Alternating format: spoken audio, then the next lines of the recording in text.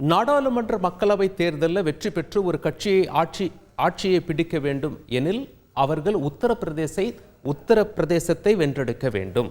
சரி, அப்படி இருக்கும் பொழுது உத்தரப்பிரதேசத்தில் மொத்தம் எத்தனை தொகுதிகள்னு கேட்டிங்கன்னா 80 தொகுதிகள் நாடே உற்று பார்த்து கொண்டிருக்கிறது.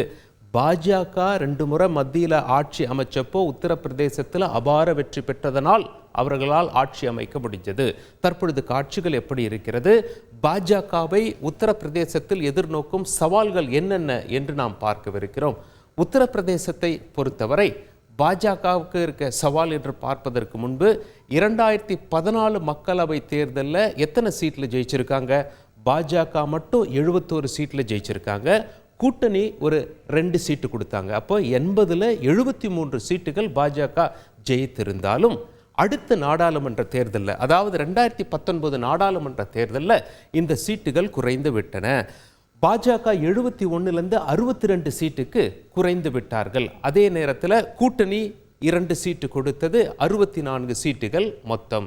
எதன் காரணமாக பாஜக குறைந்து விட்டார்கள் என்றால், உத்தரப்பிரதேசத்தில் எலியும் பூனையுமாக இருந்த, இங்கே தமிழ்நாட்டில் திமுக அதிமுக எப்படியோ அப்படி உத்தரப்பிரதேசத்தில் சமாஜ்வாதி கட்சி, பகுஜன் சமாஜ்வாதி கட்சி பாஜகவை எதிர்த்து கூட்டணி அமைத்தது. ஒன்றாக ஒரே அணியில் வந்தது. காங்கிரஸ் இந்த அணியில் வரும் என்று எதிர்பார்க்கப்பட்டது, ஆனால் வரவில்லை. இவர்களுடைய கூட்டணி ஓரளவு பலனளித்தது. எப்படி? பகுஜன் சமாஜ் 10 சீட்டை வென்றெடுத்தது, சமாஜ்வாதி கட்சி 5 சீட்டை வென்றெடுத்தது. இதன் காரணமாக பாஜகவின் சீட்டுகள் குறைந்தன. சரி, தனித்து நின்ற காங்கிரஸ் பெரிதாக பலன் ஏதும் அளிக்கவில்லை. ஒரே சீட்டு தான் ரேபரேலி தொகுதியில் சோனியா காந்தி அவர்கள் வெற்றி பெற்றார். சரி, காட்சிகள் அப்பொழுது அப்படி இருந்தது. அதுக்கு பிறகு சட்டமன்ற தேர்தல் நடைபெற்றதே, அதில் எப்படி இருக்கிறது பாஜக ஆட்சியை பிடித்த பிறகு? அதாவது சென்ற சட்டமன்ற 2 வருஷம் முன்னாடி அங்கே சட்டமன்ற தேர்தல் நடைபெற்றதுங்க. அங்கே பாஜக போன முறை ஜெயிச்சதை காட்டிலும் 52 சீட்டை கோட்டை விட்டார்கள், அதாவது இழந்து விட்டார்கள். 2017 தேர்தலில் 325 வெற்றி பெற்று ஆட்சி அமைச்சாங்க. 2022 273 மட்டும்தான் பாஜக கூட்டணி வெற்றி, 52 சீட்டுகளை இழந்து விட்டார்கள்.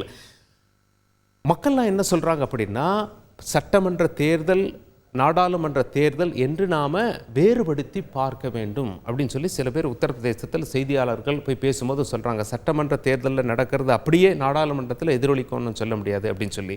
உடனே எதிர்கட்சிகள்லாம் இந்தியா கூட்டணியில் என்ன சொல்றாங்க, இல்லை இன்னொரு வேறுபாடு பாருங்க, நாடாளுமன்றத்திலையும் முதல் முறை காட்டிலும் 2வது முறை சீட்டு குறைஞ்சாங்க. அது மட்டும் இல்லை, 2014 தேர்தலில் பாஜக 6 மக்களவை தொகுதிகளில் அவங்க வெற்றி பெற்ற மொத்த தொகுதிகளில் 6 மக்களவை தொகுதிகள் 50,000க்கும் கீழே லீடிங்கில் வெற்றி பெற்றாங்க.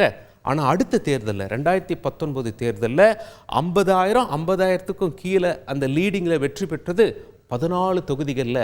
அப்போ அங்கெல்லாம் எங்களுக்கு ஒரு ஸ்கோப் இருக்குது, நாங்கள் அங்கே வெற்றி பெற கூட்டணி அமைத்து போராடுவோம் என்று எதிர்கட்சி, குறிப்பாக இந்தியா கூட்டணி சொல்லியிருப்பது குறிப்பிடத்தக்கது. சரி, பாஜகவின் பலம் என்ன தெரியுமா? அங்க ஏற்கனவே, அதாவது ராஷ்டிரிய லோக் தளம் இந்தியா கூட்டணியில் இருந்தாங்க. நிதிஷ்குமார் இருந்த மாதிரி, நிதிஷ்குமார் எப்படி பல்ட்டி அடித்தாரோ அதே போல ராஷ்டிரிய லோக் தளமும் பல்ட்டி அடித்து விட்டது. சிறிய கட்சி என்றாலும் கணிசமான வாக்கு வங்கி அங்கே வைத்திருக்கிறது. இந்த தேர்தல் நேரத்தில் இந்த கூட்டணி பாஜகவிற்கு பலமாக அமைந்துள்ளது. இரண்டாவதாக பார்த்தீங்கன்னா, தனியாக களம் காணும் பகுஜன் சமாஜ், பிராக்கெட்ல போட்டிருங்க பாருங்க, 19% வாக்கு சதவிகிதத்தை கையில் வைத்திருக்கிறார்கள். இப்பொழுது அங்கே கூட்டணி சமாஜ்வாதி கட்சியும் காங்கிரஸும் ஒரே அணியில் வந்து சீட்டெல்லாம் பிரித்து களத்தில் நிற்கிறாங்க. பகுஜன் சமாஜும் அவர்களோடு சேர்ந்திருந்தால் அந்த கூட்டணிக்கு யானை பலம் கிடைத்திருக்கும். ஆனால் தற்பொழுது அவர்கள் தனித்து நிற்கும் காரணத்தினால் எதிர்கட்சிக்கு செல்ல வேண்டிய ஓட்டுகள் சிதறடிக்கப்படும் என்று சொல்லி எதிர்கட்சிகள்லாம் மாயாவதி அவர்களை பாஜகவின் பி டீம், இவர் தனித்து நிற்பதால் பாஜகவின் பி டீம், அது பாஜகவின் வெற்றிக்கு செயல்படுகிறார் என்று இந்தியா கூட்டணி விமர்சனம் செய்த வண்ணம் இருக்கிறது. சரி, நீங்க எல்லாம் ஒரு கேள்வி கேட்கலாம். இப்போ உத்தரப்பிரதேசத்தில் பாஜக ராமர் கோயில் கட்டியிருக்காங்க, அது எந்த அளவுக்கு கை கொடுக்க போகிறது என்று, அது எப்படி கை கொடுக்க போகிறது என்பது நம்ம தேர்தல் முடிவுகளை வச்சு தான் சொல்ல முடியும். ராமர் கோயில் எந்த தொகுதியில் இருக்கு தெரியுமா? ஃபைசாபாத் என்ற ஒரு தொகுதியில் இருக்கு. சென்ற முறை அங்கே பாஜக 65,000 வாக்குகள் வித்தியாசத்தில் வெற்றி பெற்றது. இந்த முறை களம் எப்படி இருக்கும் என பார்க்க வேண்டி இருக்கிறது. அந்த தொகுதியை காங்கிரஸ் கட்சி கூட்டணி கட்சியான சமாஜ்வாதிக்கு ஒதுக்கிவிட்டது. பாஜகவிற்கு எதிராக பட்டியல் இன வேட்பாளரை சமாஜ்வாதி கட்சி களத்தில் இறக்கியிருப்பது குறிப்பிடத்தக்கது. செய்திகளை உடனுக்குடன் தெரிந்து கொள்ள உடனே சப்ஸ்கிரைப் பண்ணுங்க.